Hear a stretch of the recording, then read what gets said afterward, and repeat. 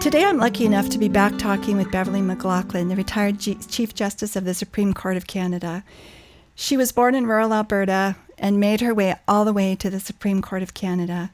If you haven't heard the first episode, don't miss it, because we talked specifically about some of her journey, her decisions, and today we're going to talk about the struggle in that journey, in the fact that she was a woman in a man's world. I've read her book, Truth Be Told, her autobiography, twice, and it's a great read. It's so inspirational and so approachable in 1,000 ways. And she talks about the difficulties of being a woman in that book. So if you haven't read it, please do. But welcome back, Beverly. We're so glad to have you here. Thank you. Thank you. First of all, I love the story in the prologue in your book when you first met Ruth Bader Ginsburg from the U.S. Supreme Court. And she asked you about the history of women's legal rights in Canada. Do you have a moment to share with us quickly the story of the famous five? Because I think that's a story that many young girls don't know. I didn't know the great details of, and it's something that we should all know and never forget. Well, briefly, five women in Alberta nominated another woman or one of them perhaps, I can't recall, to be a senator in Canada. And they received the answer that a woman could not sit in the Senate of Canada because women were not quote unquote persons. And under the law at the time, the constitutional law, only persons could hold public office. So all of the domain of public office was arguably closed to women, be it courts, be it sitting on town council, be it serving in parliament, be it a senator, public office, that is an appointed office or elected office to one of our public institutions, was off limits for women. So you need to understand how bad the law was, but people thought the law was fine at the time. One thing you learn is that these things that seem so obvious now, that women are persons and can hold public office, did not seem obvious at the time. So those women raised money. They went to the Supreme Court of Alberta. They got a decision there, I believe, in their favor, whether either in Alberta in any event. It's been a long time since I looked at the details. They went and they lost in the Court of Appeal, as I recall. They went to the Supreme Court of Canada and they lost.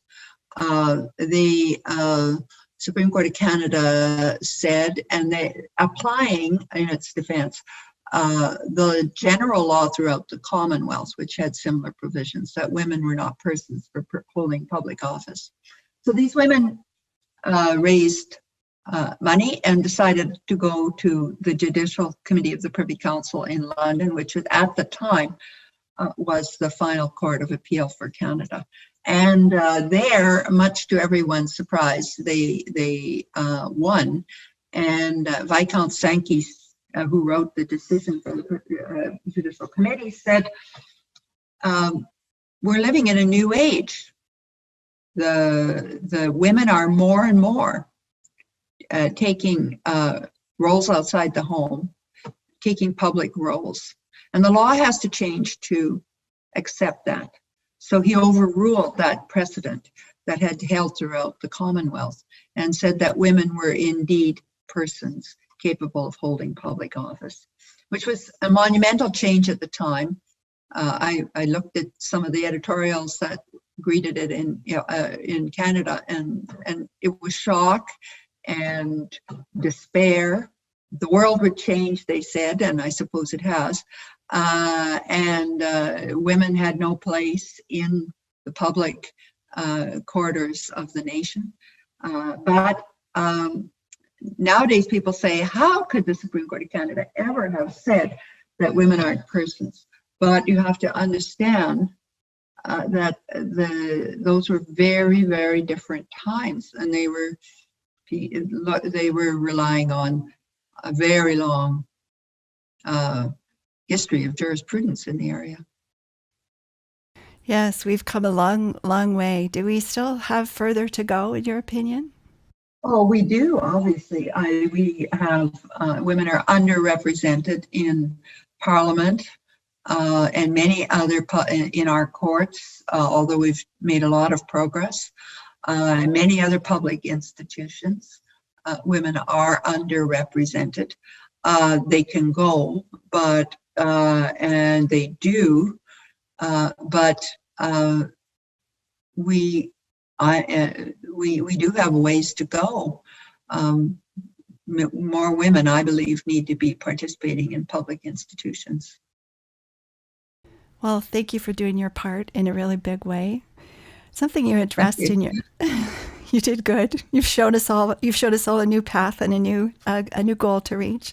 Something you talk quite a bit about in your book is you call it the singular obsession with perfection that women have. And then towards the end of the book, at the end of chapter 15, you've learned and you've journeyed and you've grown and you've aged. And you talk about accept imperfection, embrace risk, have the courage to fail and the strength to pick yourself up and start over, do your best and move on. Can you talk to us a little bit more about how you develop? You call it a directive, which I love. How's that directive serving you now? Once you realize that nobody's perfect, and you're not perfect, but you can still do things, and it's liberating, because you can go out and try new things and accept that you might not be perfect, you might fail. And right now, I struggle with aspects. I'm doing dispute resolution, arbitration, mediation. I'm an author. I can't always get everything done I want to get. I can't. I have times I say I need to do that again. I can do better. But I do it with a sense of acceptance and equanimity and confidence. And that's the difference. When you realize that you don't have to be perfect, you just have to do your very best. There's no such thing as perfection. Perfection is a judgment in the eyes of others. You start seeing yourself through your own eyes and what you are, instead of how people are judging you. That is also very liberating. That's some great advice. And it does feel liberating just to hear you say it. It really does. Mm-hmm. You're one of the few chief justices in the history of the world so far that's ever had to ask yourself if you were a good mother. And although you're among many of us who've asked ourselves that question 1,000 times. What advice? I guess when it all shakes down, I have no doubt that you were a good mother. What advice do you have for the young mothers who are trying at this point to make their way in the world and be a good mom and a good wife and be thin and pretty and fit and smart and all those things that us women try to do? What advice do you have to offer? Well, relax, and I think give your child lots and lots of love. Give them a stable framework of rules and practices and expectations, and everything else will look after itself, I think, in most cases. Yeah. Unconditional love. Sometimes you may have to make negative comments or do something like that, but it must always be in a loving way. The child must grow up feeling unconditional love. And I think they also need a sense of structure and a sense of limits and boundaries and so on. And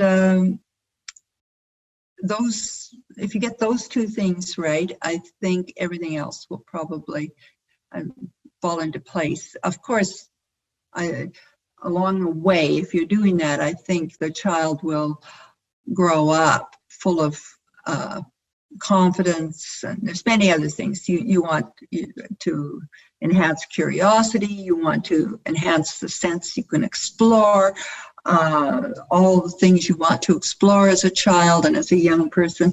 And there's lots of peripheral things that are terribly important, but basically that unconditional love and some structure is at the heart of it, I think. That's good advice. And thank you for sharing it. I want to refer just quickly to an article that was published in a magazine in March 2020. It was called Access to Justice, Justice in the Time of Social Distancing, that was authored by you.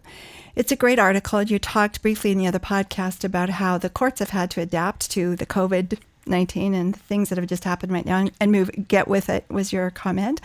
But you closed that article with something that was so good. You congratulated Canadians on our resilience, on our kindness, on our social responsibility. And you ended by saying, we can do this together. Mm-hmm. This struck me as such a beautiful, caring, kind, maternal, and feminine thing to say. And I just want to thank you for it. And I would just like to hear if you were able to bring this female presence into the courts as you moved through them.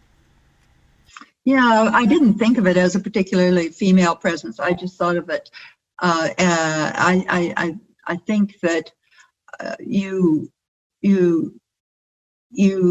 need to. What I tried to do as a judge or chief or whatever is think about my colleagues and think about how the group works together and enhance as much as I could that sense of working together, even though we might differ, and we differed often on, as is the judge's fate, on particular questions that we were required to decide.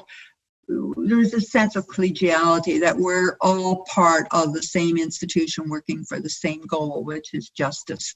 And I think that that is such an important trait. And I think from the quote you just read, it is a trait, I believe, inheres in Canadian society, not just women, men as well.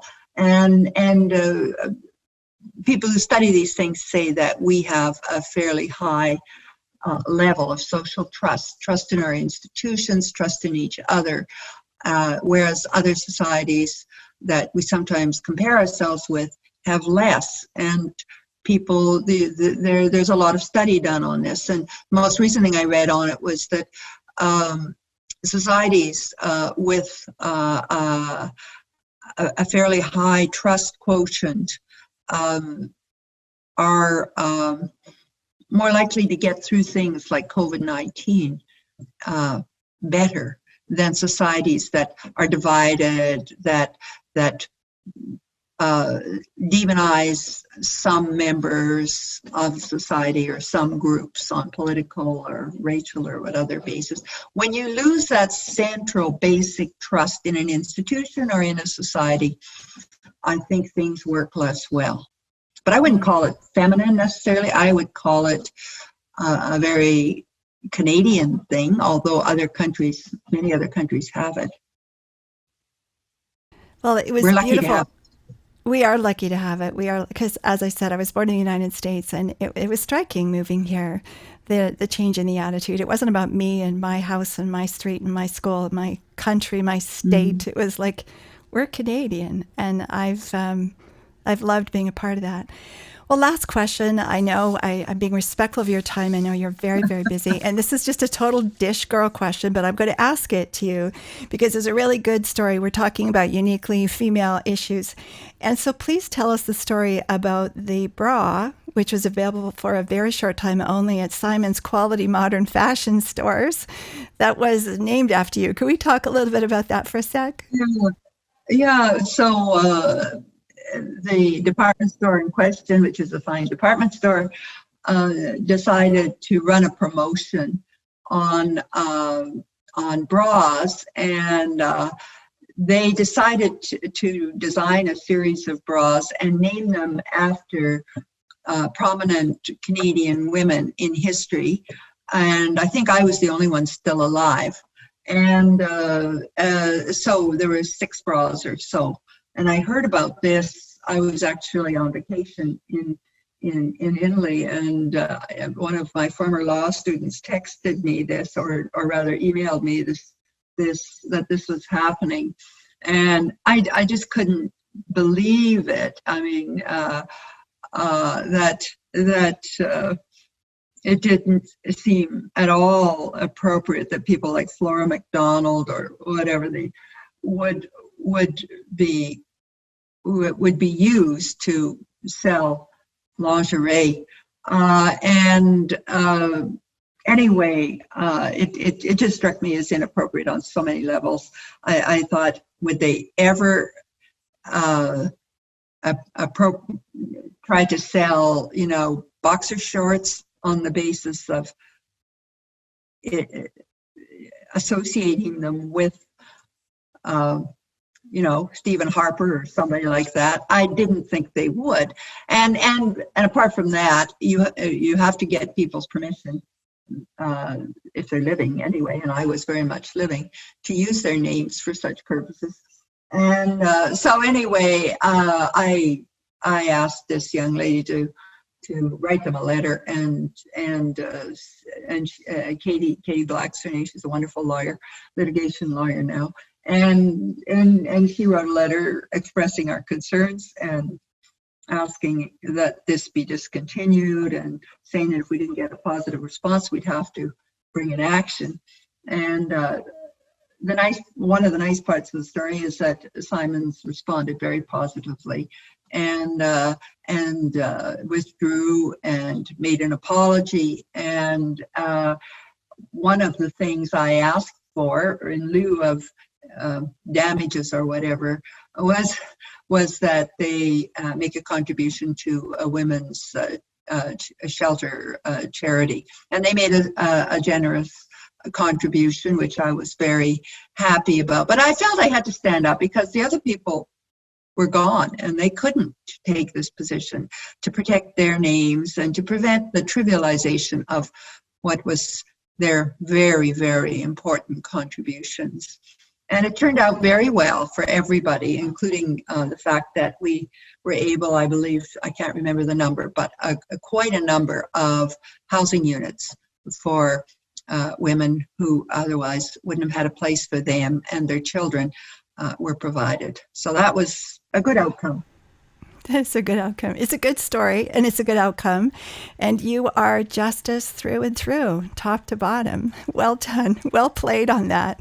So I'm going to end with just one final statement. I started off the first podcast talking about how you saved my life a little bit the first time I met you. And I just want to share with you that the very last couple of paragraphs in your book saved my life in a completely different way. The idea of retirement is terrifying to me. I can't even think about it, but there's people in my life who are encouraging me to start slowing down and make some changes. And I don't even like the word, but I loved this paragraph in your book. You said, to retire, I have discovered, is a transitive verb. One does not simply retire. One retires from something to something else. I retired from the Supreme Court to other loves, writing, working for justice in new and different ways, and renewing my appreciation for the people at the center of my life. And you go on to talk a little bit more about your family and how grateful you are for them. And at the very end, you end with this line, each day is a new day. You never know what will happen. I just want to thank you for that and say that, again, that just rescued me in a slightly different way than you did 7 or 8 years ago. So we'll end there. Thank you so very much for your time. It's been an absolute pleasure talking to you. If you haven't read her book, if you haven't read the book Truth Be Told, go get it. It's a great read. And Beverly also has a fiction read as well, which, remind me of the title. Full Disclosure. Oh, Full Disclosure, right. I haven't read that. That's why I don't remember, but I want to read it. So thank you. I have another one coming out in the spring. I have to get that in. Oh, good. What's that called? Let's hear about it. Well, you'll hear about it in due course. You're tough. Still in editing. Okay. Thank you so much for this. Thank you. Lovely chatting with you. Likewise. It was a pleasure. Take care. Bye-bye. Bye.